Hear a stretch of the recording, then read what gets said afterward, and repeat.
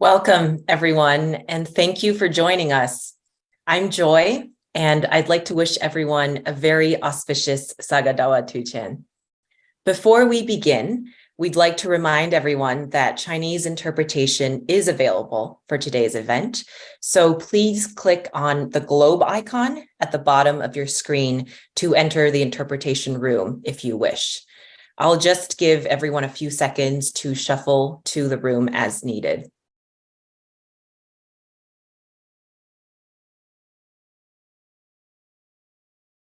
Okay, so today we are very happy to be celebrating together the birth, awakening, and parinirvana of the Buddha with our senior editor, John Canti.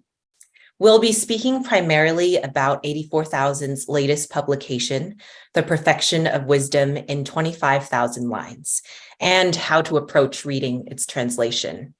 John will be sharing some thoughts about how we as readers and as practitioners can navigate its vastness. John Canti studied medicine and anthropology at Cambridge University and qualified as a doctor in 1975. While still a medical student, he began to study with some of the great Tibetan Buddhist masters of the older generation, especially Gangyur Rinpoche, Dujom Rinpoche, and Dilgo Khyentse Rinpoche. After some years of medical work in northeastern Nepal in the late 1970s, he went to Dordogne, France, to complete 2 3-year retreats at Chanteloube and has remained primarily based there ever since. John is also a founding member of the Padmakara Translation Group. He was a Tsadra Foundation Fellow from 2001 to 2012, and he was awarded the 2016 Khyentse Foundation Fellowship. John joined 84,000 when it first started in 2009 as the editorial chair. John has said that his interest in the Kangyur and Tengyur has continued to grow as the project has taken shape, and he feels more and more fascinated by their origins and history, their range of content, and above all, by the significance of this extraordinary body of literature that the two collections have preserved. The Perfection of Wisdom in 25,000 Lines, which is the topic of our conversation today, is one of the 3 so-called long sutras on the perfection of wisdom, or Prajñāpāramitā. We are very fortunate to have John here to share with us how we might be able to connect with this incredibly auspicious sutra. We will be taking some questions from the audience at the end, so please feel free to submit your questions to the Q&A box. Okay, well, now let me bring John in to start this 84,000 in Conversation event. Hello, John. It's so good to see you, and happy Saga Dawa. Hello, Joy. Thank you very much. And yes, it's great to have you as the host again. We've done several of these conversations together in past years, and it's very comfortable and familiar to be talking with you. I think it's much nicer for us to have a kind of conversation rather than just have, I find it really hard to just sit in front of a camera and talk. So it's nice to have, somebody to interact with. And as we were speaking a little bit before we started, but I want to say it again, please don't hesitate to interrupt me if I'm going on too long, getting stuck in the weeds. And, we need to kind of keep the thing moving and cover all the topics that we want to cover. Thank you so much. Yeah, I just want to say thank you to everybody who's listening and to who joined us today in this very auspicious, wonderful day where we celebrate the birth, the awakening, and the parinirvana of the Buddha. So for those of you who've managed to spare the time today, it's great. It falls on a Sunday, so some people will be perhaps less involved with their weekday work. And some people, of course, might be watching this as a recording later on. So great welcome to everybody. Yes, truly welcome to everybody. And John, it's always such a pleasure to have the opportunity to speak with you. So to begin with, I thought that I would ask you a question to help us set the stage a little bit. So we're talking about the perfection of wisdom in 25,000 lines. How is this sutra in 25,000 lines related to the other perfection of wisdom sutras? Can you just provide us with a brief little bit of context? I know that in particular, our participants today might be curious about how this text is related to the most well-known of the perfection of wisdom sutras, for example, the Heart Sutra or maybe the Diamond Sutra.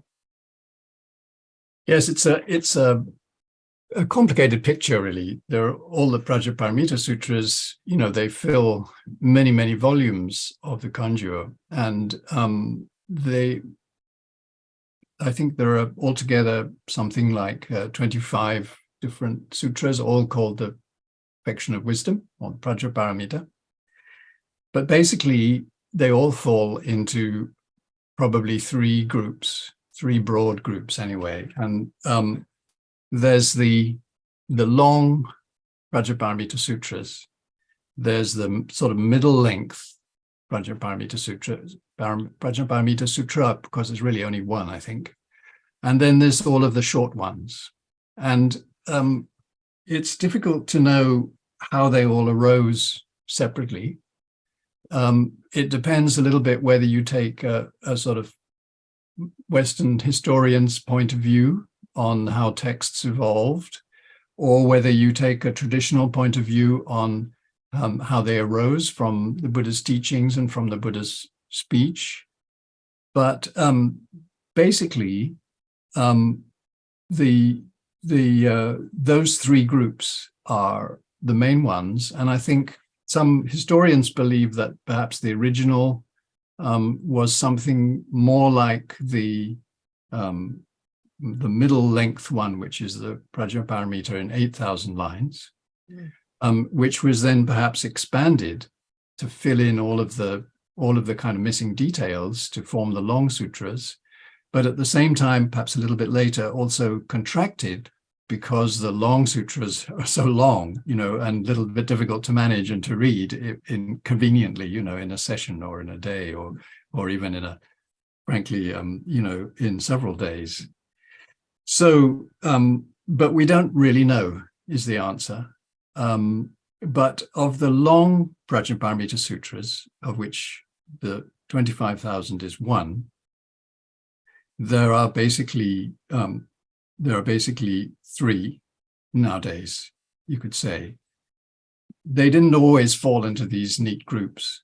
And it's thought that, when the first Prajñāpāramitā Sutras began to be written down and to circulate, which we think there are different theories about it. It might have been in southern India, but perhaps more likely up in the northwestern corridor, what's now Afghanistan and Pakistan, Gandhara, and so forth. The very first ones to appear, we do have some very old manuscripts. The first one that we know exists is actually a manuscript in Gandharan, which is a later form of Indian languages of Prakrits, and written in a script called Kharoshti, and it dates to the 1st century of the Common Era. And probably there were other versions of sort of generic long form Prajñāpāramitā Sutras, which were in existence even, a century before that. But gradually they spread. And as they spread, they kind of got crystallized into these sort of three main groups. And I think it's good to understand that the idea of titling the sutras by the number of lines, that when we say lines, again, I should say, none of these long Prajñāpāramitā Sutras are in verse. So they're not lines of verse, they're shlokas, which is a measure of the number of syllables simply. So they really are a measure of length, if you like, in the original Sanskrit. So the idea of naming them by the length only started happening probably in the 7th century with Bodhiruchi, with the great Chinese translator Bodhiruchi, who is known to have given a lecture in which he talked about the different lengths of the sutras. And before that, we have no written record of there being, 100,000 lines or 25,000 lines and so forth. But the 3 long ones, essentially, we have the 18,000 lines, the 25,000 lines, and the 100,000 lines nowadays. And before that, it took a while to get there. But something very like the 100,000 lines, the 25,000 lines, and the 18,000 lines are already present in the great compilation of Prajñāpāramitā Sutras that were translated into Chinese by Xuanzang in the mid-7th century, I think. So, and before that, even, we have really very similar texts going right back to let's say, the 3rd century of the Common Era, when some of the long sutras were first translated, at least partially, into Chinese. Those are the earliest records that we have. So what are the relationships between them? They're almost all the same in terms of what happens, how the chapters are arranged. They have different chapter divisions, but the sequence of events is the same, and the sequence of doctrines covered and statements made are really the same. And so they're very closely parallel, and the main difference is in the number of repetitions of all of the different dharmas, all of the different lists of categories of things, which are a big feature of the Prajñāpāramitā Sutras, lists of things that are the sort of features of samsara, list of things which are the features of the path, and list of things which are the features of the awakened state. So all of these things can be repeated either as groups, or as, the 10 this or the 18 that, or they can be listed one after the other. So that makes a huge difference in the length. And in the sutras in the translations that we have today in Tibetan, which of course is what we're dealing with here, the 25,000 and the 100,000 are very close, and the language is almost identical, and they were almost certainly translated by the same team in the 8th, 9th centuries. The 18,000 line Prajñāpāramitā is a little bit different. It looks a little bit different in Chinese too. It's been a little bit more worked on, a little bit more revised. Some of the terminology is slightly different, but again, it's very broadly the same. And then we have, just to explain, sorry, I'm already talking far too much, but we have 84,000 published. The first Prajñāpāramitā Sutra that we published some years ago now was the 10,000 line. And the 10,000 line is a bit of an outlier. It only exists in Tibetan. It falls into the category of the long sutras, but it's not as long. It looks like a sort of compilation that somebody made. We don't know if there was ever a Sanskrit original or not. It hasn't been found, but it looks like a sort of slightly condensed, more practical version, which makes, there's certain fairly obviously sort of editorial choices that have been made in the way it's constructed. So 84,000 also published a translation of the 18,000 line Prajñāpāramitā, translated by Gareth Sparham, and we published that, I think, was it last year or the year before? Anyway, that you can also read in the reading room. And we now have, from today, very pleased to be part of the celebration of its publication, the 25,000 line Prajñāpāramitā. So we're gradually moving up the scale. And you may be interested to know, and you may have already heard, that we're also working on a translation of the 100,000 line, which is a massive thing. It fills 12 volumes of the Kanjur. But we're already well on the way, let's say, and we're going to be producing it perhaps in stages, but probably even by next year, we may have a preliminary section available to publish so that people can start looking at it. That's so amazing. Thank you for giving us that background, just to know the different types of perfection of wisdom sutras we have, the varying lengths. And as you mentioned, the perfection of wisdom in 25,000 lines, which we're sort of celebrating today on Saga Dawa. We're celebrating the completion of that English translation.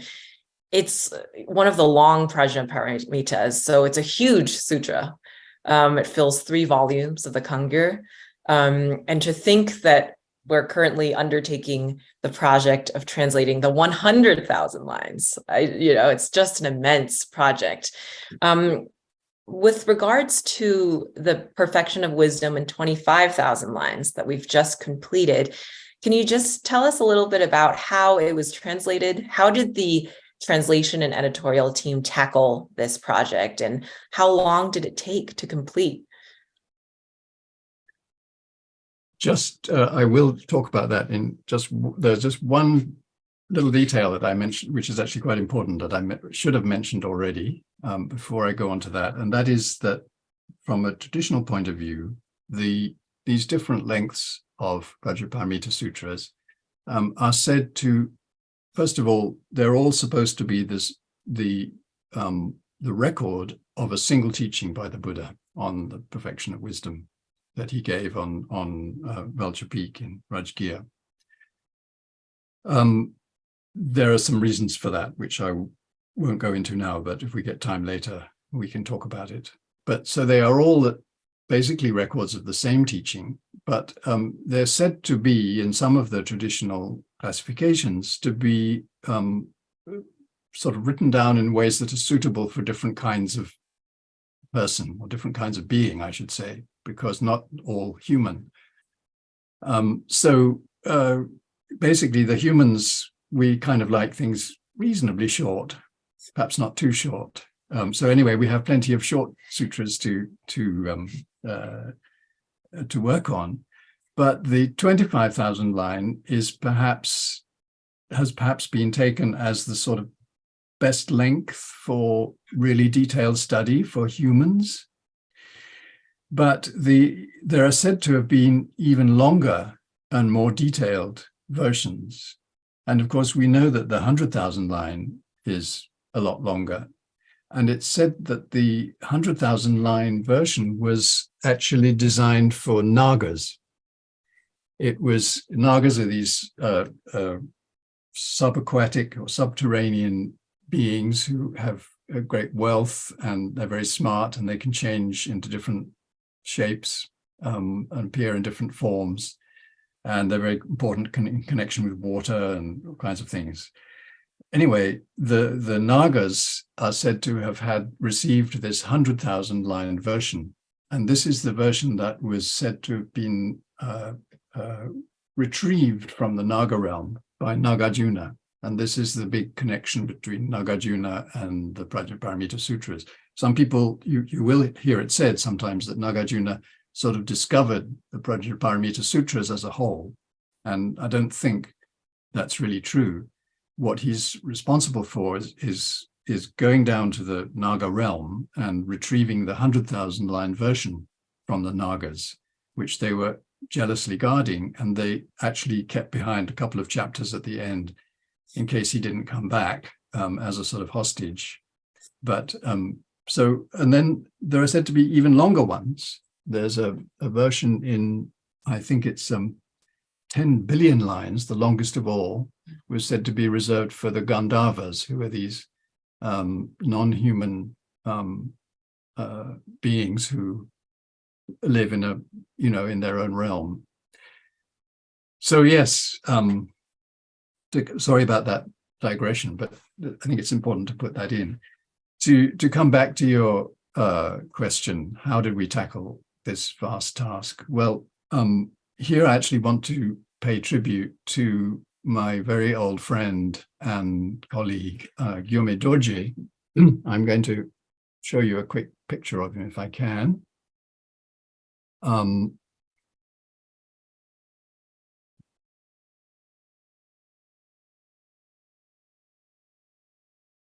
So this is, Gyurme Dorje is Scottish, was Scottish.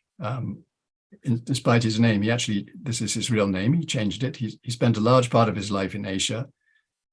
He was a very wonderful sort of roving scholar and practitioner. And you can find some brief details about his life on this page on the 84,000 website. If you search for Gyurme Dorje, you'll be able to read the whole thing. I don't want to sort of get stuck on that right now, but just he was the person who took up the task of producing a draft translation of this text. And he started in 2014, I think it was. He had also already translated the 10,000 line Prajñāpāramitā for us. And he started on this one in 2014. And he worked very hard at it at an astonishing speed. But unfortunately, in late 2019, he began to get unwell. And he ended up in a diagnosis of cancer, tragically, and he died in early 2020 at the age of 70. But meanwhile, he'd managed to produce a really quite polished, let's say, second draft of this entire text. And it's very hard to understand how he could have done it so fast, but he did. Considering what a huge amount of text it was to get through and what a lot of knowledge it required to produce that translation. And then since he died in 2020, we've actually spent all of this time, that's 3 and a bit years, editing it, getting it marked up, getting it into shape, revising it, and we've now published it. And when we say published, I think it's very important to point out that this is a readable version, hopefully a readable version. It's very, very far from perfect. And, just in the last few days, I've been changing bits of it as we come across new sources and new points of view. While we're working on the other Perfection of Wisdom sutras, we keep coming across new source texts and new commentaries and new and perhaps better ideas about what a particular passage might be about. So better terminology and so forth. So this is going to go on. Mm-hmm. This is a temporary version, if you like. I think it's presentable, but it's a temporary version that we hope you'll enjoy reading. And but don't. I would say to people, I'm always a little bit,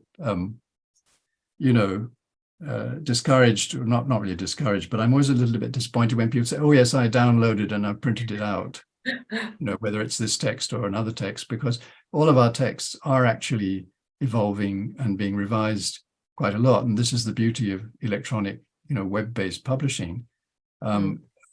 We feel that, we're going to go on touching things up, adding cross-references, adding notes, improving the material and so forth. So it's an ongoing process, but hopefully today it's ready for you all to start reading. Thank you for that tribute to Gyurme Dorje. I think it's really nice to know who translated the bulk of the text. And, it's really amazing to rejoice today in his merit of having done that in the final years of his life. Gyurme Dorje was a wonderful person too. Many of you will have met him or known him. He was very modest. He worked very hard. He was very, very kind, but it's astonishing what he achieved, the numbers of translations that he worked on a huge range of subjects, all to do with, Buddhist literature, Buddhist art. He was also a great expert on Tibet, the great sites of Tibet. He wrote, I think it's the Lonely Planet, or one of those detailed guides to Tibet, and he spent a lot of time visiting all of the places and writing it all up, writing about it. He lived in Chengdu, in Kathmandu, in London, and ended his days back in his native Scotland. That's wonderful. Thank you. And just going back to one of your last points, I think it is one of the big advantages of publishing online that we are able to continuously edit and make changes and tweaks to the translations that we publish at 84,000. And I think especially with texts as vast as the Perfection of Wisdom Sutras, that just truly is such, it's a boon, I think, and it's great. And so we really do encourage everybody to use the reading room, the online reading room, as much as possible, rather than sort of downloading the PDFs. Of course, do that if that's helpful for you, but the PDFs, you get a sort of text that's been petrified, so to speak, and it's not changing anymore. Whereas if you access the online version, then you always have the most up-to-date versions that the editors at 84,000 have been working on.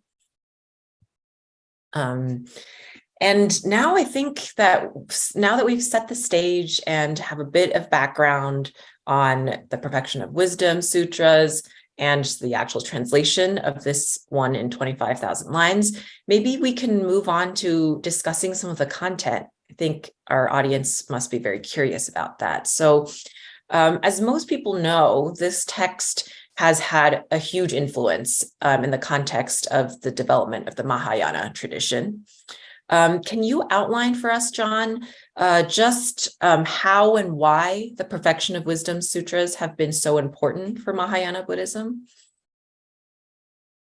Yes, I'll try and be brief. There's an awful lot to say about this, and an awful lot has been written, both in traditional commentaries, but also in modern scholarship.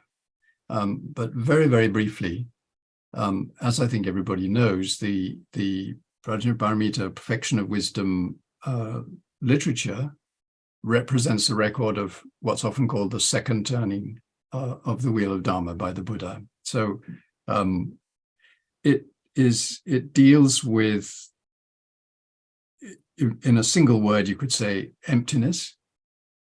But I think that to see it solely in terms of emptiness, or shunyata, is not really the point. You know, it's how it's traditionally sort of encapsulated. But we'll come to that a little bit later. It's not quite as simple as that. But it's really, if you like, it's about when the Buddha started getting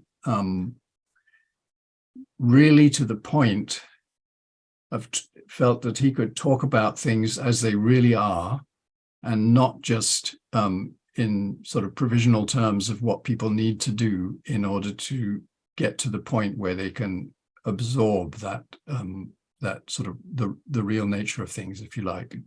So the whole issue of the three turnings is quite complicated. There's no one view of it. And in fact, in terms of the way the sutras, the Mahāyāna sutras, are explained, it was a relatively late development to see things in those terms. But you get scholars trying to see, this huge mass of Mahāyāna literature, trying to make sense of it and trying to sort it out into different groups, into different levels of meaning, and into different, who it's intended for and why. So I think it's actually quite important to look at a body of literature like the Perfection of Wisdom, and to just sort of start by reading it and seeing it for what it is.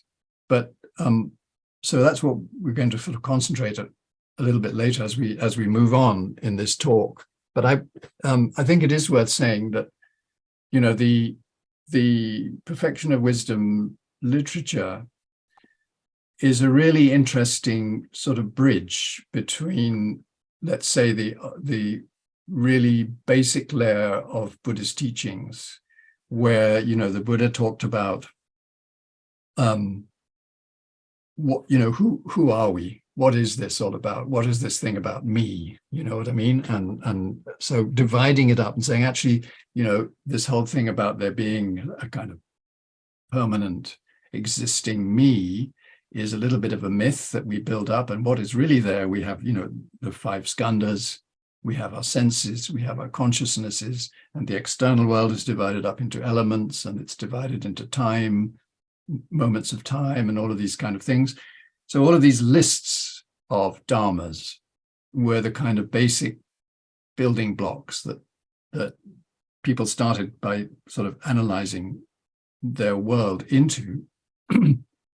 But I think there was this misunderstanding that could easily have crept in, and in some cases did, among some groups,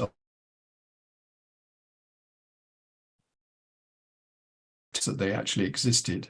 And so the Buddha wanted to start, deconstructing that idea by, again, taking the same lists that you find in the Abhidharma and all of these teachings on how things are, and going over them again and saying, well, actually, what is there? What is there? Analyzing them. What do we really find something? So, this is a sort of basic tenet of all of the Prajñāpāramitā. So as everybody knows already, I think, the relationship of Nagarjuna with the Prajñāpāramitā texts was to take their sort of deep meaning and to, in his works based on logic, on reasoning, to present them in various different texts, but particularly the Madhyamaka Karikas, into a kind of philosophical exploration of what you mean by things existing or not existing, and, if you like, deconstructing all of the ideas that we might have about reality. And the source of most of Nagarjuna's thought is always said to be the Prajñāpāramitā Sutras. Now, it's not very obvious when you read the Prajñāpāramitā Sutras exactly where Nagarjuna found all of the statements that he makes. But this is, universally said to be the case, and it's not for me to dispute it. I think we have to look very carefully at the texts and try and work out how Nagarjuna got these very clear but quite difficult perspectives. Anyway, he did, and that had a huge effect. And as we all know, the Madhyamaka teachings have continued to be studied and debated right down to the present day and form a very important part of Mahāyāna Buddhism all over Asia. And it's very interesting that it's sort of not very long after Nagarjuna's time, the Prajñāpāramitā texts were taken to China and translated. So we have actually 4 different translations of the 25,000 line Prajñāpāramitā in Chinese. And it started with Mokshala and Dharmaraksha in the 3rd century. And I think the 8,000 line had already been translated by their time. They heard that people in China heard that there was a longer version of the Prajñāpāramitā, and they wanted to find it, and they set out for India to find it. And in fact, they found there were 2 different sort of Dharma explorers, I suppose you could say. And they didn't have to go all the way to India, because they found that the texts had already arrived over the trade routes of the Silk Roads, had already arrived and been studied and were being practiced in Khotan, which is in what people nowadays would call the province of Xinjiang in Tibet, and it's on the edge of the Taklamakan Desert, kind of on the northern side of the whole Himalayan massif, in that sort of corridor that was such an important route for trade and ideas and everything else until the sea routes became more practicable. So a lot of these early translators like Mokshala and Dharmaraksha and for that matter, Kumarajiva as well, were from that area. They were the sort of people who transmitted the material to China. But it's interesting that a lot of and then of course that continued. We have Dharmaraksha and Mokshala, and then Kumarajiva's translation in the early 5th century. And with Kumarajiva's translation came this massive commentary, whose name I'm not very good at pronouncing Chinese, Dashi Du Lun. Is that right? Yes, the Dashi Du Lun. Yes. Dashi Du Lun, yeah. So, or in Sanskrit, it's kind of invented Sanskrit name because it's not attested anywhere, is the Prajñāpāramitā Sūtra, which is a massive work of commentary, and it's attributed to Nagarjuna. There's scholars and other of traditional scholars and modern scholars have different ideas about how it was actually compiled, to what extent Kumarajiva himself had a part in it.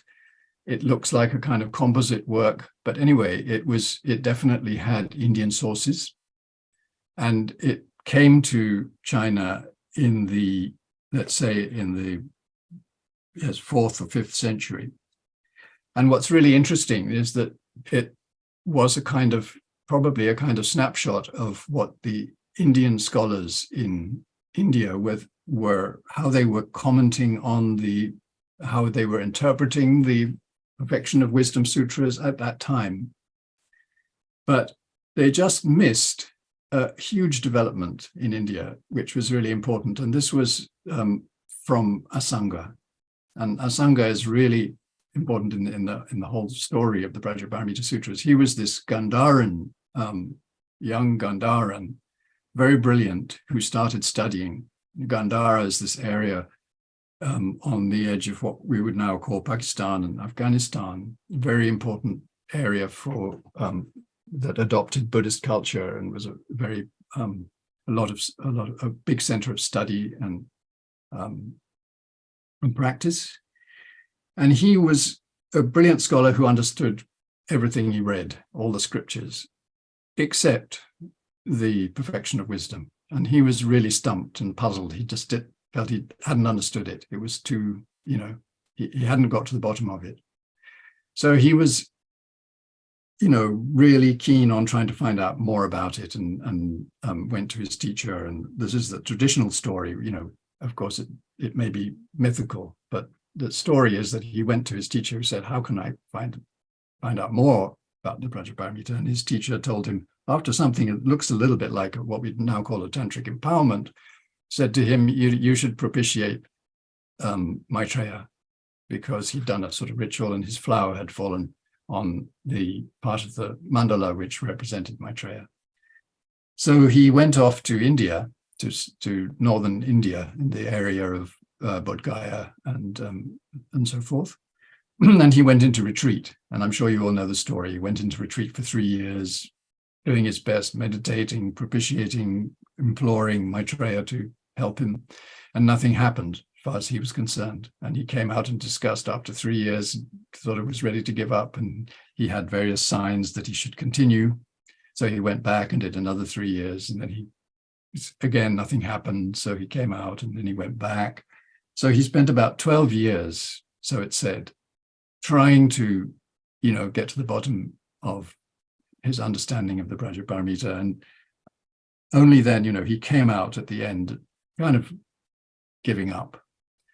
And then he saw this poor suffering dog, which was half eaten by maggots on the road. And he was so overwhelmed by compassion and he didn't know what to do and tried to help and the only thing he could think of was to try and lick off the maggots with his tongue.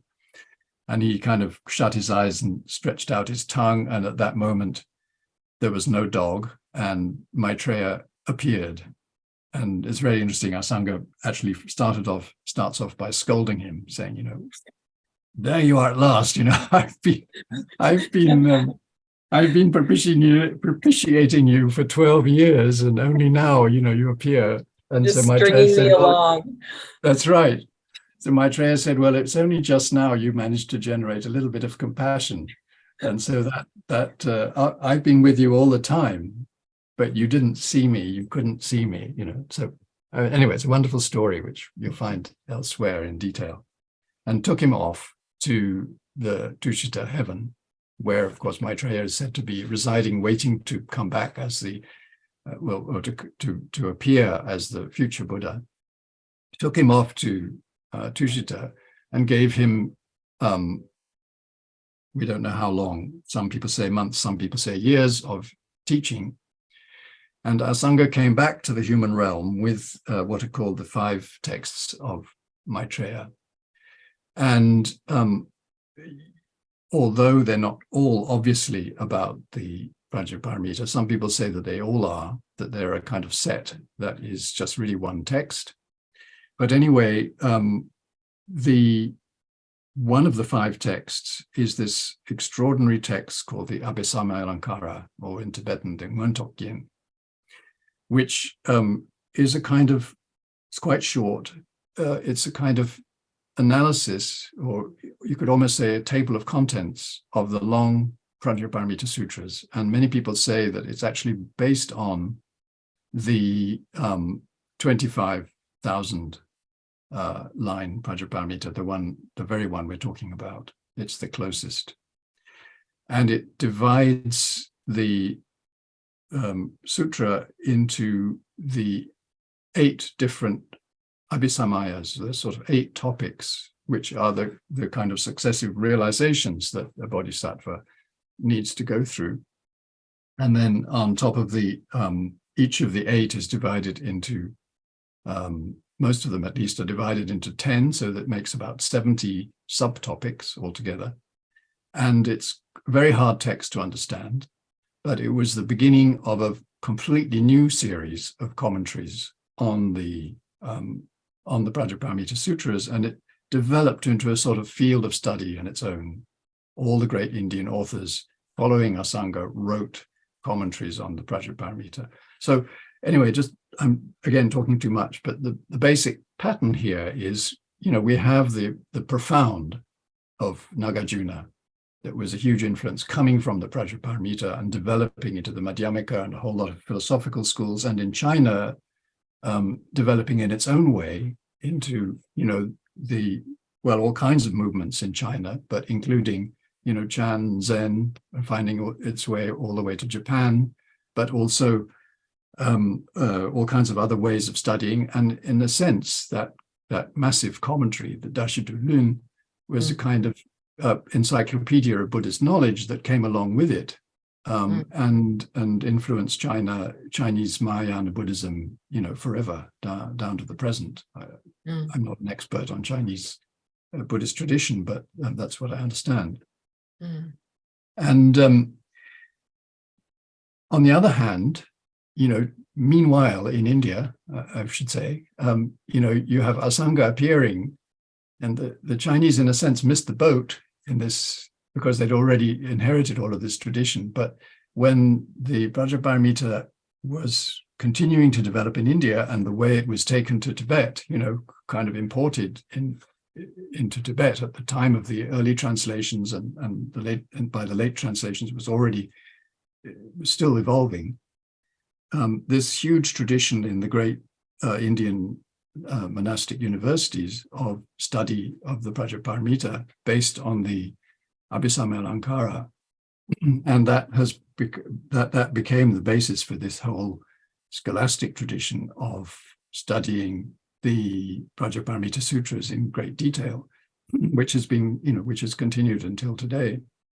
So that, and on top of that, let's say the Abhisamayalankara, not only the Abhisamayalankara, but the other texts of Maitreya, Asaṅga's works, and the works of his brother Vasubandhu, formed the whole Yogacara tradition, and what we now call the vast.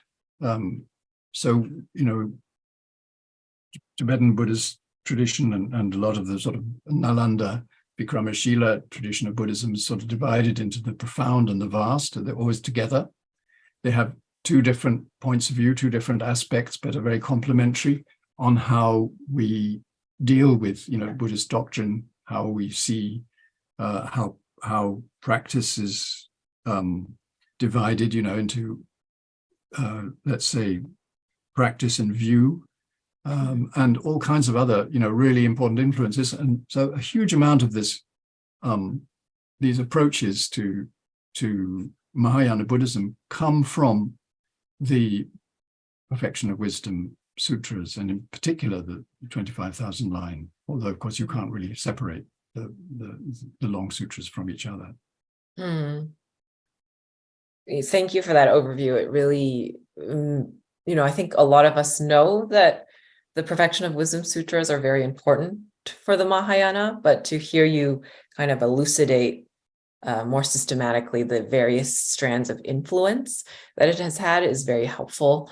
And, I love that story of Asaṅga and Maitreya, which we hear so often, and usually it's told out of context and just to sort of have the moral of the tale be the compassion part. It's like because he didn't have compassion until that moment. But we often forget the larger context of that story, which is that it's Asaṅga trying to understand the Perfection of Wisdom sutras, which I think is wonderful. It's, it makes the moral, it kind of expands the moral of that story. It's only after he develops the compassion that he's able to actually grasp the essence of the Perfection of Wisdom. So I think that's just a wonderful story to have with us today. So just moving on, I think it would be great if we devote the rest of the time to having you maybe help the readers navigate this text that we've just translated, because as we've mentioned several times already, the Perfection of Wisdom, 25,000 lines, is very long, but not only is it very long, it contains a lot of very repetitive passages, and it has a reputation for being quite hard to read and understand. So do you have any suggestions for our readers as to how they can find a way to actually read the text and appreciate the types of the topics that are covered in the text? I do. Yes, I would like to, the main message really that I want to send out today is simply from my own experience, limited though it is, but I've sort of lived with this text for quite a lot for the last few years. And I think it's a wonderful text, and we really shouldn't be put off from reading it. Of course, if Asaṅga found it impossible to understand, how am I going to? You know what I mean?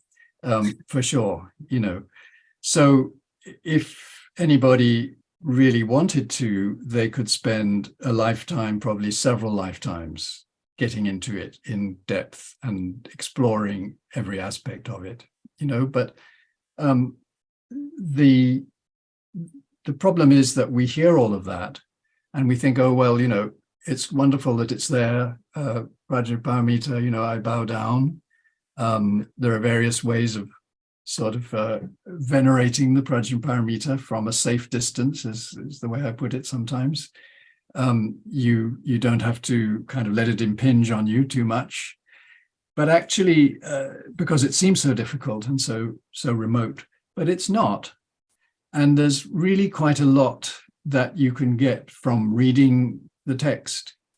And I just want to really encourage people from trying, from reading it, from reading a bit every day, or from jumping in here and there. It grows on you. It sort of affects you. You might not understand it.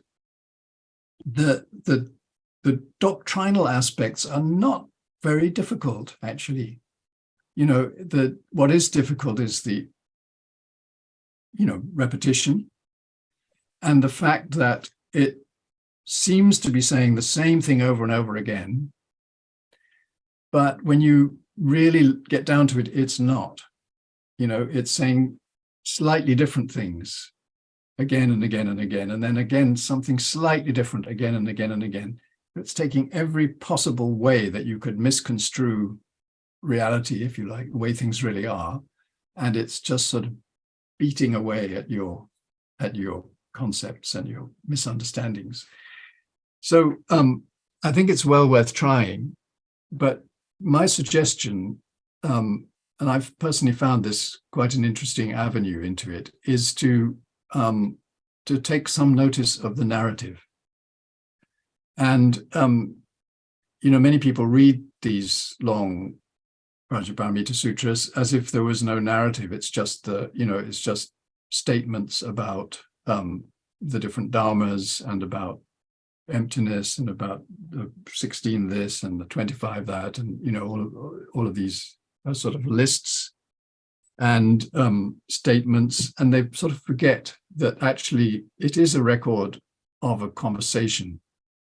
Now, whether the conversation actually happened as it's recorded, we don't really know, of course. I don't think we really need to know. It's set up in this way, and it's, we're human beings, we're really geared towards narrative, towards stories. And for material like this, it's been placed in this framework. I think we should take notice and use the framework. So, again, it's not that easy to sort of pick out. So what I want to do is to try and just give you a very quick summary of who's there and what their angle is, kind of thing. And then just a very quick way of sort of jumping into the text to start with, and then see where you get to. But basically, one of the really interesting things about the Long Perfection of Wisdom Sutras, this is not the case for some of the short ones, but the Long Perfection of Wisdom Sutras are all about the Bodhisattva path, what Bodhisattvas should do to practice the perfection of wisdom. But all of the speakers are not Bodhisattvas. In fact, Bodhisattvas hardly appear. I mean, they're there, they're listed at the beginning as being present. But of all the Bodhisattvas present, only Maitreya, interestingly, because, this connection with Asaṅga, but he comes in towards the very end in something called the Maitreya chapter, which some people say is even a sort of later edition. And he talks with the Buddha directly, it's a direct conversation between him and the Buddha on a almost a new subject. They talk a little bit about what the Yogacara tradition later called the three natures, the sort of totally imputed nature, and the dependent nature, and the actual, fully established ultimate nature. It uses slightly different terminology, but anyway, we could set that Maitreya chapter aside for the moment. All the rest of the sutra, the vast majority of it, is actually conversations between the Buddha, Śāriputra, Subhūti, a little bit Purna Maitrayani-putra, and so all of those four are Shravaka disciples. They're arhats. They're very highly realized that they're not bodhisattvas, and they're not on the bodhisattva path. So how come they're the ones who are talking with the Buddha about this? And that's a very puzzling and important thing to think about. And then the other person who takes a major role is Shakra, who Shakra is the Buddhist Indra, if you like. It's the kind of name for Indra. He's the god. He's the chief of the gods of, not all of the gods, but the gods of the desire realm, the realm of the 33 Trayastrimsa. And he appears at the teachings with a whole lot of other gods, and they're all there listening to the Buddha. And in a sense, the Shakra has appeared in many instances, many moments, key moments in the Buddha's life to sort of help. He's a great supporter, and he's really interested. He's not, I think it would be difficult to say whether he was a bodhisattva or not, but he has an important sort of helping role, and he's really interested and really smart, actually. And so he has some interesting things to say. But and then there's a little bit about Ananda, who's there mainly in his usual role of sort of receiving the teachings, having them. He's the person to whom the teachings are entrusted. But a lot of it is the two key figures really are Śāriputra and Subhūti.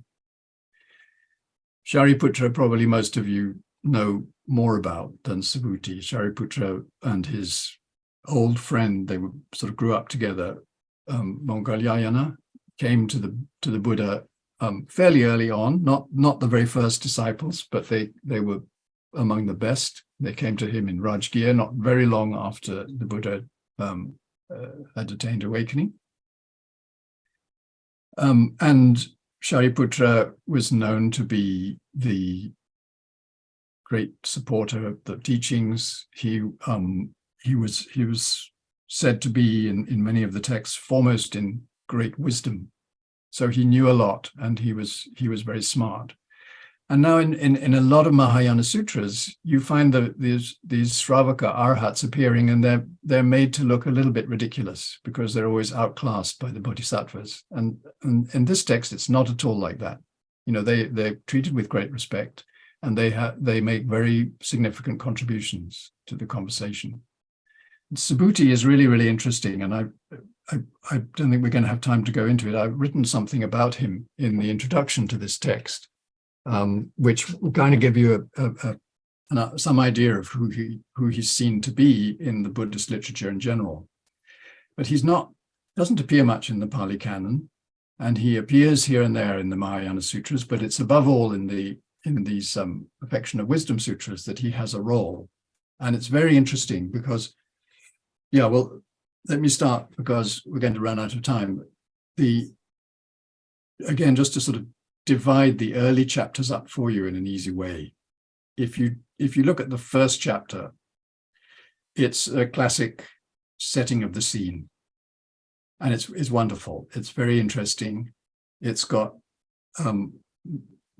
there's a description of all the people present, of the arhats and their qualities, of the bodhisattvas and their qualities. And then the Buddha sits down, and there's all kinds of emanation of lights, and the lights do things and go out to all the different Buddha fields in the whole of the Trichiliacosm, the whole universe, and they invoke, Buddhas in other Buddha fields to send their representatives, bodhisattvas, to the teachings. And, there's a whole setting of the scene for a magnificent teaching. And here, do read it. It's really fascinating, but you don't have to get stuck on it.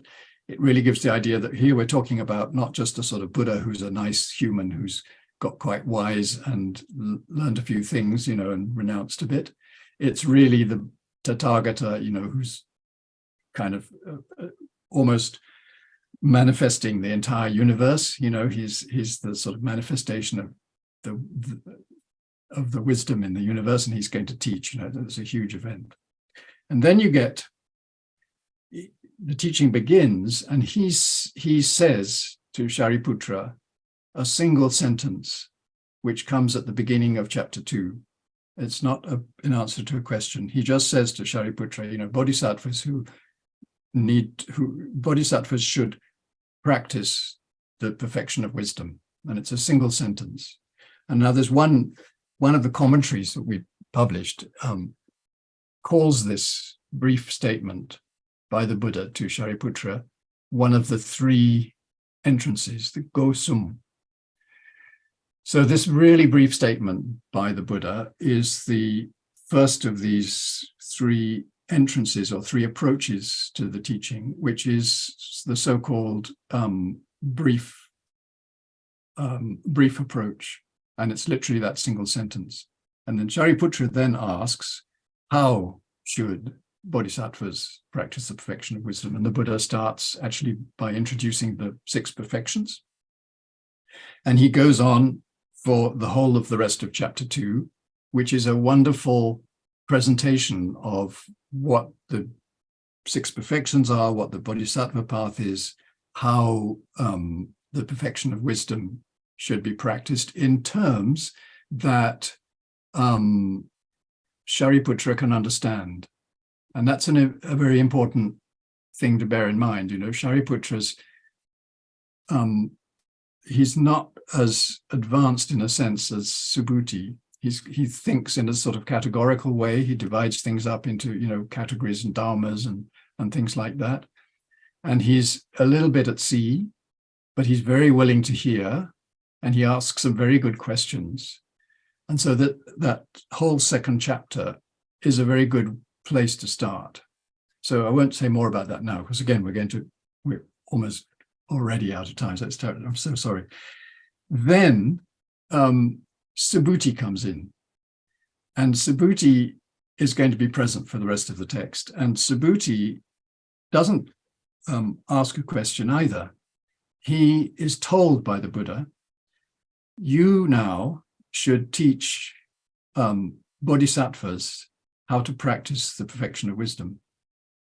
And everybody says, oh, well, what's Subhūti going to do? Is he going to be talking from his own understanding? Or is he just sort of the Buddha's mouthpiece? Is it by the Buddha's power that he's going to speak? And Subhūti says, first of all, he reassures everybody that there's no way that a Shravaka Arhat like him could possibly teach anything without it being by the power of the Buddha, which we can all understand is sort of true. But then he almost contradicts himself by again being really, and this is, I think, one of the characteristics of Subhūti. He takes it to the end. He takes it to the ultimate. So he's taking what the Buddha's just said to Śāriputra about actually how bodhisattvas and a perfection of wisdom and everything are not really, they can't really be apprehended. There's nothing really there, they're designations. And this is a really, really important thing that comes right through this text, this thing about things not to be apprehended. Mm-hmm. I'll come to that if we have time. But so Subhūti says to the Buddha in response to being told to teach, he says, I can't find anything called a bodhisattva, and I can't find anything called the perfection of wisdom. So how could I possibly teach it? And so he elicits this long teaching from the Buddha about exactly, in response to that question, which again lasts for the rest of the chapter. And in fact, there's an awful lot about how we use terms to designate things, and actually, is there anything really behind the designation when we talk about a bodhisattva, when we talk about the perfection of wisdom? Is there anything actually there? But at the same time, and again, this is again a really crucial point running through all of these sutras, what they're talking about and the dharmas that the Buddha's explaining and talking about, he's listing them in huge detail. And he's saying, you have to go through them all. They're important. They are what there is, of samsara, of the path, of the awakened state. So it's not that you can just forget everything in a sort of big blur of non-existence. It's that all of these things have to be practiced. They have to be understood. They have to be gone through. But at the same time, you must not base yourself on them. You must not think that there's anything really there. You must not apprehend them. I mean, this is really the key message of the whole of the Prajñāpāramitā literature. So, Subhūti takes it on. It goes on for many, many chapters on this kind of discussion where everything becomes slowly clearer, but also slowly more complicated. And you get all of your sort of concepts and the different aspects that you might think of as being possibly real or possibly important or possibly unimportant, that each one of them is sort of beaten away, So, so that goes on. And then I'm going to stop in a minute, but I just want to say, if you can, then at least try to read the first 13 chapters.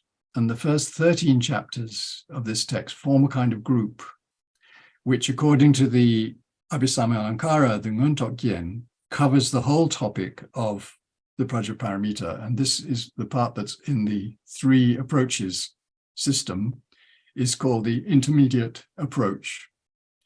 And it corresponds to the first of the Abhisamayas, which is a little bit paradoxically, again, we should have found time to talk about it, but there's something called what we've called the all-aspect omniscience, which is the kind of realization of a Buddha, as opposed to the realization of a bodhisattva, the realization of a Shravaka. And the point of this being at the beginning is that is the direction that a bodhisattva needs to take. It's not necessarily what he manages to understand, obviously, at this point, but it's the basis of the bodhicitta.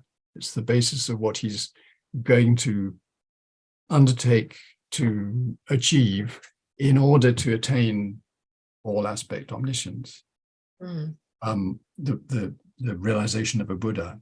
And that is the single thing that makes a huge difference between a bodhisattva and a Shravaka or an Arhat. And again, there's this key point, I pointed to it in the introduction, where the Buddha says, Subhūti's understanding of wisdom, of the perfection of wisdom, is tiny compared to a bodhisattva's. That's a kind of shocking statement, because you think Subhūti's really, really cool, and he seems to have got it all, and he's really going for the the ultimate. But in fact, and then the Buddha explains that it's not about the wisdom. The wisdom itself can't be divided. It's not dual in a sense. It's just one thing, or if you can say that at all. But the difference is why people are trying to seek it. So it's a little bit counterintuitive. It's not the wisdom itself that is different. It's the reason for seeking it, and it's from the outset. So if you're seeking it from the outset in order to liberate all beings from suffering, from samsara, then you're a bodhisattva, and that's when your wisdom potentially can attain the full scale and go beyond the wisdom of all of the Shravakas and the Arhats. But nevertheless, obviously the text makes clear, and it's still kind of mysterious in a sense, and it's something that it's almost like a kind of koan that we have to have to sort out for ourselves. Why is all this teaching coming from the Shravakas? So that's a big question, and I don't have the answer. Maybe some of you will find it, but really my main message is don't hesitate. Jump in, read it, let it wash over you. Keep reading it, because it's a long-term thing. You read it once. If you get a bit bored, then don't be put off. Come back to it, and keep coming back to it. And I think it's such a shame that people they study these wonderful scriptures only through commentaries. Of course, the commentaries are wonderful. Of course, they illuminate it. Of course, they point out things that you wouldn't otherwise see. And we must, read the commentaries. And I hope that we'll have many of the commentaries translated. But I think it's really great to actually start with the scriptures themselves, with the sutras themselves, and to kind of see how far we can get. They're not as complicated as you think. It's probably difficult to find the depths of them, but to jump in and start reading them, and then look at the commentaries, and then find out more, and then come back. That's unfortunately not what a lot of people do. Sutras are rarely read in detail in Tibetan, at least as far as I'm aware, in Tibetan shedras and monastic curricula. People do it all through the commentaries, but in particular the Prajñāpāramitā Sutras, and I would say the same for all of the sutras, it really is rewarding to look at them and read them and see them as they are in the raw, as it were. That's really wonderful encouragement.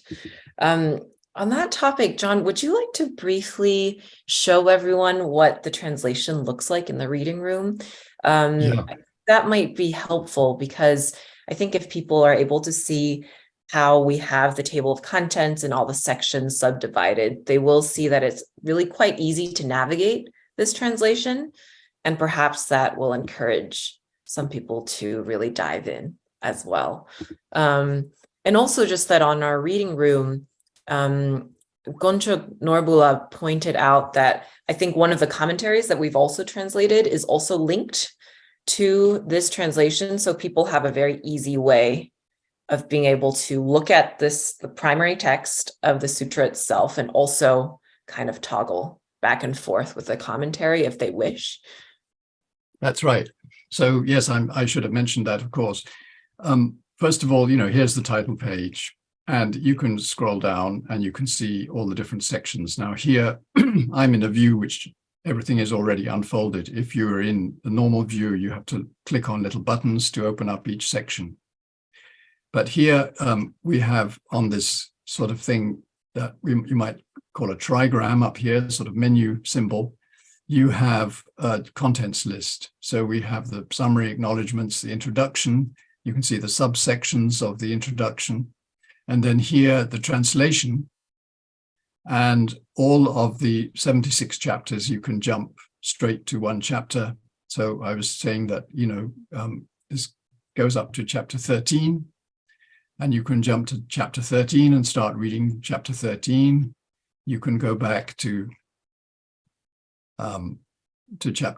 chapter 1. You can jump to chapter 2 to see how it works. Mm-hmm. And just to show you this sentence here, this is the brief statement of the three, this 2.2. Now you'll see here on the right-hand column that we have a little link to something called T3808. So this is Toku catalog number 3808, which is the commentary. So the 25,000 line Prajñāpāramitā Sūtra has many commentaries, but so far the only one we've translated is a commentary, which is actually a commentary to all three long sutras together. And it's attributed by some schools to Vasubandhu and by other schools to somebody called Dhammastrasena. It's a long story, which I won't go into. But anyway, it's a very good commentary for reading the sutras because it's not very complicated.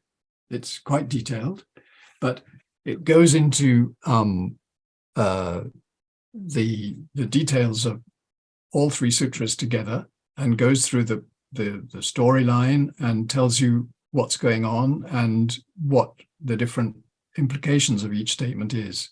So if you click on, I'm going to go a little bit down just to sort of show you how it works. I'm going to click on this button here, and there'll be this little panel which says, do you want to reload the text with the commentary? And you will, I hope eventually, it takes a little time, you will see the place that you were in the sutra itself. Here it is. And then in the window below, you will see the equivalent place in the commentary. So this, what appears at the top of your commentary window here, will be the explanation in the commentary of the passage where you clicked from in the root text. And you can go backwards and forwards. You'll see in the commentary there are references to the 18,000 line and the 25,000 line sutras. So you can read the two sutras and the commentary together. And if while you're reading, if you want to go to something in the glossary, for example, you'll see a little window pop up and it can be made to disappear. If you want to read the Tibetan text of the root text, you can click one of those folio references and you'll see the Tibetan of the root text come up. You can also close that. If you want to see the Tibetan text of the commentary, you can look for one of these folio markers, and hopefully This is it's not actually, this is amazing. This is my yeah. first time seeing the commentary function in action, and this is just fantastic, I think. So this is just to encourage everybody, really, I think sometimes the intimidating thing about tackling a text like this is thinking about how there will be all these terms and people and place names you're not familiar with. And do you stop and check? And then do you keep trying to read when you don't understand? But with this format, you can truly kind of click and navigate on the go, and be able to, I think, understand all the basics as you go along, which is just fantastic. And you will get these tabs here, which takes you back to the translation of the commentary. This takes you to the source text of the commentary. And as I showed you just now, we can also look at the source text in Tibetan of the sutra itself. And then one thing that you can do, if you're in the translations, you can click this button here, which says Sync Views. Or it's not actually working at the moment. I think it's not quite sure why. Not allowing me to sync the view. If I go to sync view, I will then be able to, as I scroll through the root text, it will also scroll through the commentary. Oh, I see. So it takes a little time, sometimes, depending on your internet connection, to take you to the right place. And if you scroll, likewise, if you actually scroll through the commentary, it will, if you've got this sync views clicked, it should take you to the relevant place in the root text. So that's, just very briefly, do explore. Again, when people download it as a PDF, I'm afraid a lot of those functions will not be available. But so again, a good reason for using it online when you can. But of course, if you need to look at the text and try and read it offline, then by all means use the ebook formats, but don't forget that they are going to be quite quickly outdated, and you can always refresh them, get the latest version. We have version numbers, so you can see, whether you've got the latest version or not. Thank you for that walkthrough. We have a little bit of time left. Maybe let's try to take one or two questions. I see a question here from an anonymous attendee. The question is about whether there are women involved in the conversation in the text. And we know that, at least in the Tibetan tradition, Prajñāpāramitā, actually not just in the Tibetan tradition, but Prajñāpāramitā is often considered the mother of the Buddhas, and has been sort of personified as a female deity. So perhaps a little bit about anything you might know about that development, but also just, are there women involved in this text, in the conversation of this text? Yes, well, you're absolutely right. The Prajñāpāramitā itself, the perfection of wisdom, is seen as having a sort of female form, and is in some of the later texts is actually seen as a goddess. There are statues and images and so forth. And at some points in this sutra, the perfection of wisdom is referred to as the mother, as she. So I would say that the feminine aspect is omnipresent, but unfortunately, as in most Buddhist literature, not all, but as in most Buddhist literature, there are very few women who actually appear in these Prajñāpāramitā texts. However, there is one in this sutra, and she has a chapter all to herself. And she's a woman called Ganga Devi, who appears briefly, and we don't get to know very much about her.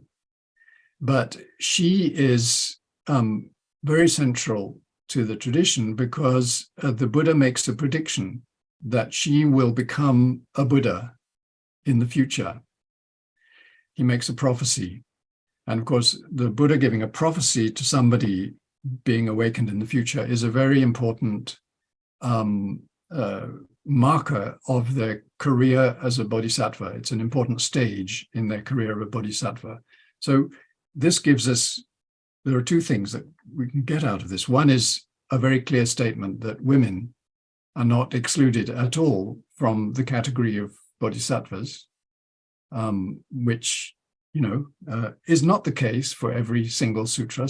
In some sutras, it's either implicit or explicit that for women it's very difficult, and that they're not, you have to be reborn as a man before you can become a bodhisattva, which is a very uncomfortable for us nowadays. But the other, and I think it's just simply a reflection of the way women were perceived at the time, rather than anything really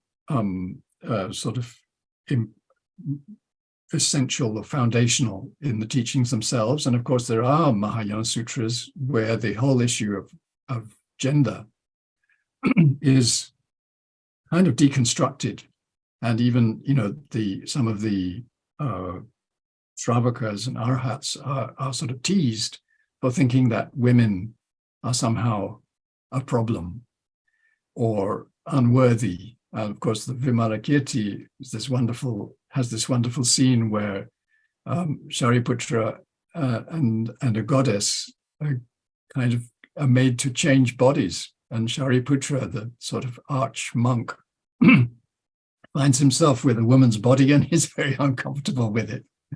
And the goddess finds herself as Śāriputra, and it's not she's a little bit more at ease with changing forms. Anyway, but we won't go into that now. But the other thing about this appearance of Ganga Devi is that it's one of the reasons why it's said that these sutras, these 3 long sutras, are all records of the same teaching, because the Buddha never made prophecies about the same person twice. So if she appears as she does in all of these 3 sutras, the implication is that this was all talking about a single occasion. You see what I mean? So although they're slightly different form, a slightly different length, they are all records of the single teaching given by the Buddha on Vulture Peak. Mm-hmm. Mm-hmm. Thank you for that explanation. For our final question, perhaps we can try to tackle a rather technical question. We can see how it goes. There's a question from Reno Praditya. And the question is, does the 25,000 line Prajñāpāramitā Sūtra also contain reductio ad absurdum methods to show that the pure witnessing consciousness is empty of inherent existence? Is there a lot of usage of tetralemma in this sutra? So just for everyone, reductio ad absurdum is kind of this method in logic and philosophy of proving the falsity of a premise by showing that its logical consequence is absurd or contradictory. And tetralemma is more an argument that is kind of presented as a dilemma, where you present alternatives to its premise. So does that question make sense, John? It probably makes more sense to you than it does to me, but I think the question is really about the method of argumentation that we find in the Perfection of Wisdom Sutra. Yeah, I think it's not presented in a very clear way. So the tetralemma is not a sort of explicit feature of the sutra. On the other hand, an awful lot of the dialogue of the sutra is in the form of, you'll see a lot of this in, I think, chapter 3, when the Buddha says to Subhūti, Subhūti, do you think that such and such, is such and such? And Subhūti says, no. And then the Buddha says, do you think that such and such is not such and such? And Subhūti has to say no to that too. You see what I mean? Right. And then sometimes the questions are phrased in terms of pairs of things. So, do you think that something is, that form is permanent? And Subhūti has to say no. And then the Buddha says, do you think that form is impermanent? And Subhūti has to say no. And what I don't think you get is the two later pairs of the Tetralemma, where there's a direct question like, do you think form is both permanent and impermanent? It may be the case that that is present somewhere in the text. If I don't recall seeing it, it's not because it's not there, it's because my memory is pretty poor. So it may well be there. Whether it's applied directly to, the non-existence of a sort of absolute nature of the mind or something like that is difficult to say. But in another way, the whole text is about just that. So in a sense, when Nagarjuna brings these arguments and these sets them out in the form of a tetralemma or one of the other forms of reasoning that he uses, it's not difficult to see how he could have got there from the statements in this text, but it's not absolutely explicit. Thank you. That makes a lot of sense. Is there anything you would like to say as a concluding remark? I think that we shouldn't try to tackle any more of these questions because they would take too long, probably.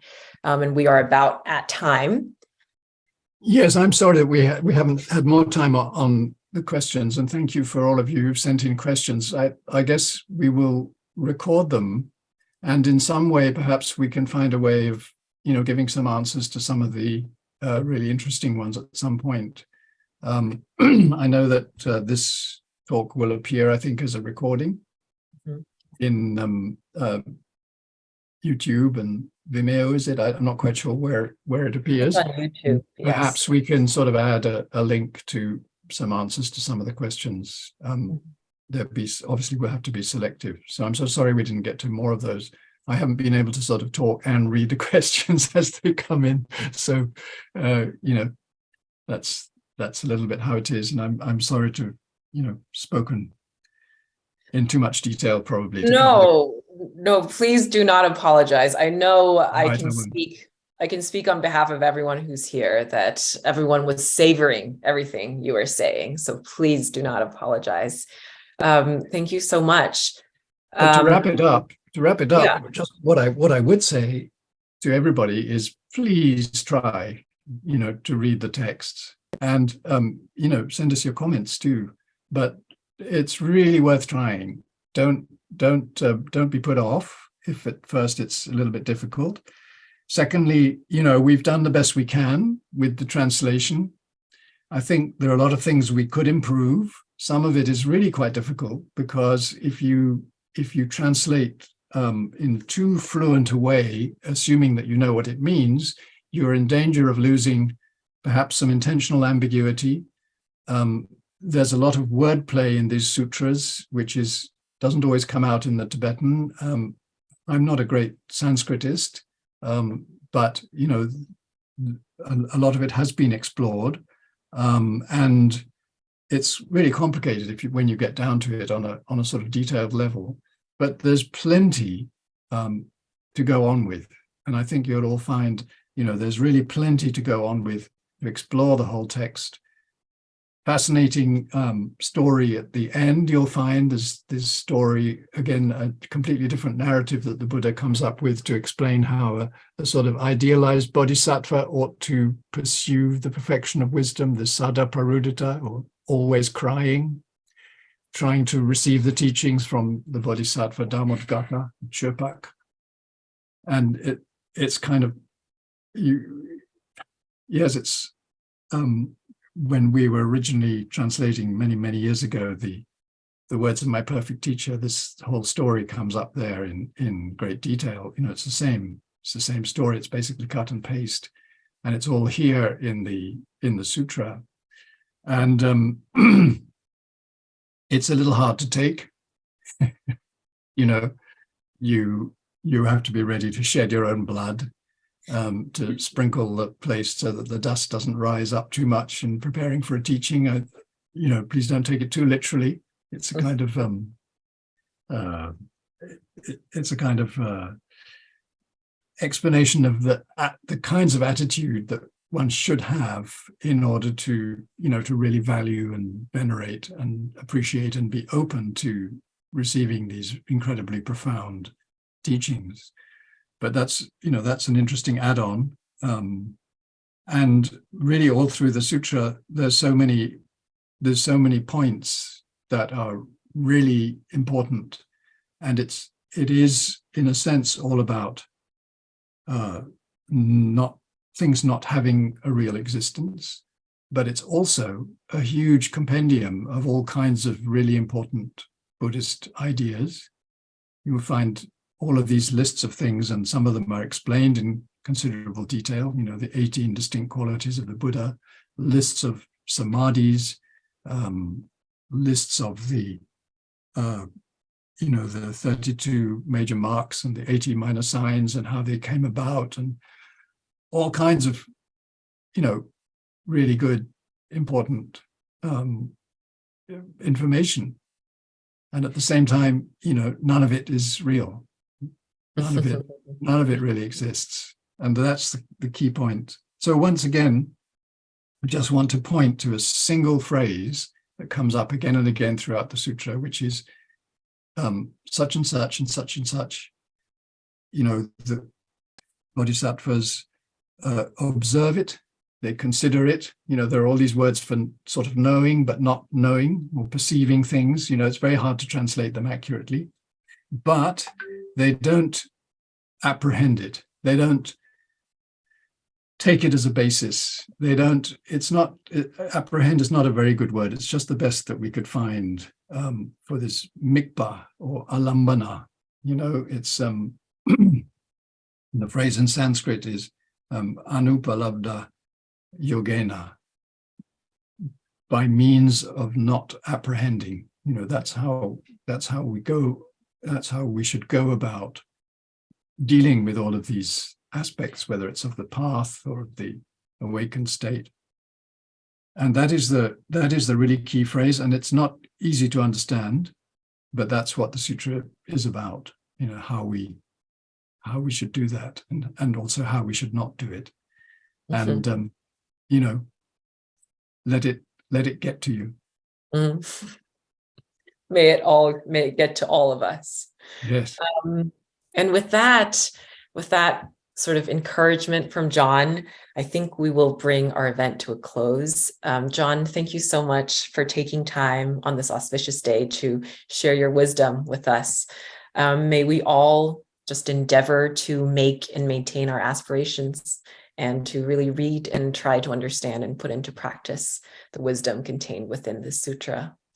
For more stories and insights into these sutras, for those who are interested, and also if you want to hear about future events on the auspicious Düchen days this year, please do sign up for 84,000's newsletter. You'll get the latest updates about all of our newest publications. Thank you. Thank you to everyone for joining us today. Thank you to John. Take care and see you all next time. Thank you so much.